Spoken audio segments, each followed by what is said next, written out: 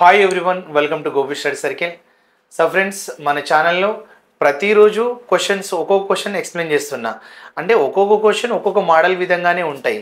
కాకపోతే ఏంటంటే మనం అనుకునేది ఏంటి, సో నేను లైవ్ క్లాసెస్ తీసుకోవాలి, లేదంటే మనం ఇక్కడ ప్రీవియస్ ఏదన్నా మీకు రాబోయే ఎగ్జామ్స్ ఏదైతే ఉంటాయో వాటిపైన మనం ప్రీవియస్ క్వశ్చన్స్ ఏవైతే ఉన్నాయో అవన్నీ మనం డిస్కస్ చేయాలనుకున్నాం.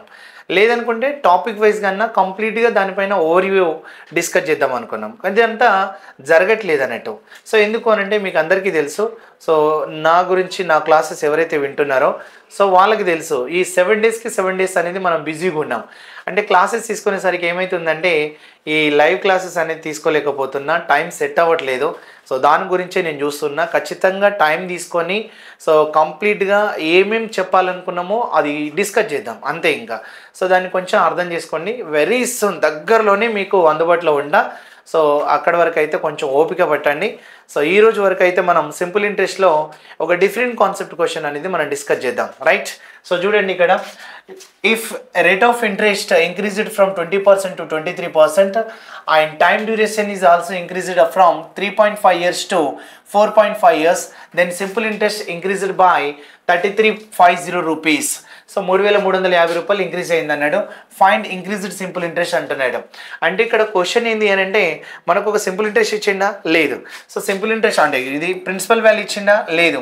మరి ఇక్కడ రేట్ ఆఫ్ ఇంట్రెస్ట్ అనేది ఎంత ఉండేనంట? 20% ఉండే. మరి 20% నుండి ఇప్పుడు ఎంత ఇంక్రీజ్ అయింది? 23%కి ఇంక్రీజ్ అయింది. మరి టైం అనేది కూడా ఫస్ట్ ఎన్ని ఇయర్స్ ఉన్నాయి? 3.5 ఇయర్స్ ఉన్నాయి. మరి ఇప్పుడు ఎంత? 3.5 ఇయర్స్ ఉండే అంటున్నాడు. మరి 3.5 ఇయర్స్ ఉంటే ఇప్పుడు ఎంత ఇయర్స్కి అయింది? 4.5 ఇయర్స్కి పెరిగింది అంటున్నాడు. సో 4.5 ఇయర్స్కి పెరిగింది అన్నాడు, రైట్? ఫస్ట్ 3.5 ఇయర్స్ ఉన్నాయి, ఇప్పుడు 4.5 ఇయర్స్ పెరిగింది అన్నాడు. అందువల్ల ఇప్పుడు ఇక్కడ ఉన్న ఇంట్రెస్ట్ ఉండే కదా, అంటే సింపుల్ ఇంట్రెస్ట్ ఉంటే మరి ఎప్పుడైతే ఇంక్రీజ్ ఉంటుంది కదా, ఇంక్రీజ్ అయినప్పుడు మనకి పర్సంటేజ్ ఇంక్రీజ్ అయింది, ఆటోమేటిక్గా ఈ నెంబర్ ఆఫ్ ఇయర్స్ ఇంక్రీజ్ అయింది. అలాంటప్పుడు మనం ఈ వడ్డీల మధ్య డిఫరెన్స్ అంటున్నాడు. అంటే ఈ డిఫరెన్స్ ఎంత అంటున్నాడు? మనకి 3350 రూపీస్ పెరిగింది అన్నాడు. అంటే దీని నుండి మనకి ఎంత పెరిగింది అన్నాడు? 3350 రూపీస్. సో బాగా క్లారిటీగా చూసుకోండి. ఇక్కడ ప్రిన్సిపల్ అమౌంట్ ఉందా? లేదు. 20% తోటి 3.5 ఇయర్స్కి ఒక ఇంట్రెస్ట్ అయితే వస్తుంది కదా, ఆ ఇంట్రెస్ట్ ఒకటి లేదు. ఇప్పుడు ఏమంటున్నాడు? 23% ఇంక్రీజ్ అయింది, 4.5 ఇయర్స్కి పెరిగింది అన్నాడు. సో ఇక్కడ నుండి ఇక్కడ అంటే రేట్ ఆఫ్ ఇంట్రెస్ట్ పెరిగింది, ఆటోమేటిక్గా నెంబర్ ఆఫ్ ఇయర్స్ పెరిగింది. అలా పెరిగినప్పుడు మళ్ళీ ఒక ఇంట్రెస్ట్ అయితే వస్తుంది కదా. ఈ సింపుల్ ఇంట్రెస్ట్కి 3350 రూపాయలు ఇంక్రీజ్ అయింది అంటున్నాడు. మరి ఇంక్రీజ్ అయినప్పుడు ఇంక్రీజ్డ్ పర్సంటేజ్ కదా నాకు కావాలి. అందుకోసం ఇవో మనం ఇలా తీసుకుంటాం, ఇంటూ మల్టిప్లై చేయండి.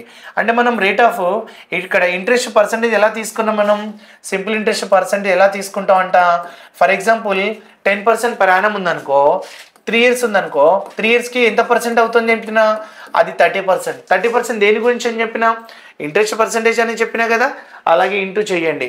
మరి ఇంటూ చేస్తామంటే ఇదేమో డెసిమల్లో ఉండే, అందుకోసం నువ్వు ఏం చేయాలంటే మనం ఇక్కడ 5 ఇక్కడ పాయింట్ క్యాన్సిల్ చేసుకోండి. 5 తీసుకుంటే 5 ఎంత అంటే 9 జా, 5 ఎంత అంటే 7 జా, రైట్? 20 into 7 ఎంత అంటే 140% అవుతుంది. 23 into 9 ఎంత అంటే 9 3 జా 27. సో 9 3 జా ఎంత రాసుకోవచ్చు? 27.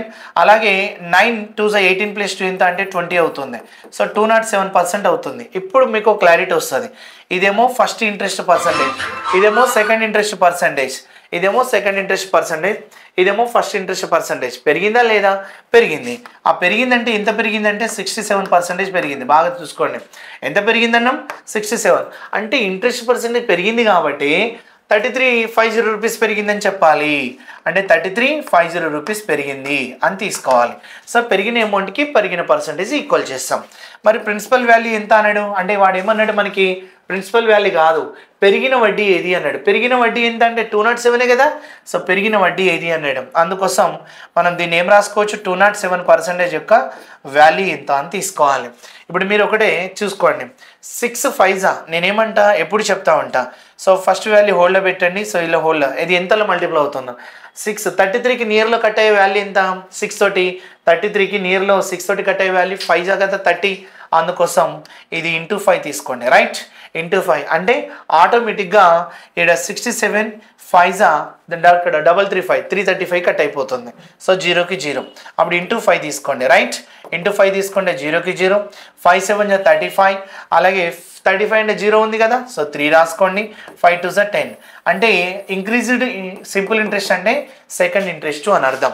10,335 అంటే 10,350 అనేది మనం ఆన్సర్గా తీసుకోవచ్చు. క్లారిటీ వచ్చిందా? సో 10,350 అనేది పెరిగిన వడ్డీ రెండో వడ్డీ అన్నట్టు. అంటే ఈ 23 తోటి ఈ 4.5 ఇయర్స్కి వచ్చిన ఇంట్రెస్ట్ అని చెప్పాలి. సో ఆప్షన్ ఏమని తీసుకోవచ్చు ఇక్కడ? సో 10,350 అనేది ఆన్సర్, థర్డ్ వన్ అనేది కరెక్ట్ అవుతుంది. సో ఇదొక డిఫరెంట్ కాన్సెప్ట్ రైట్. సో పెరిగిన వాల్యూ అంటున్నాడు కాబట్టి కొంచెం డిఫరెంట్గా థింక్ చేస్తే అయిపోతుంది. ఓకేనా? Thank you.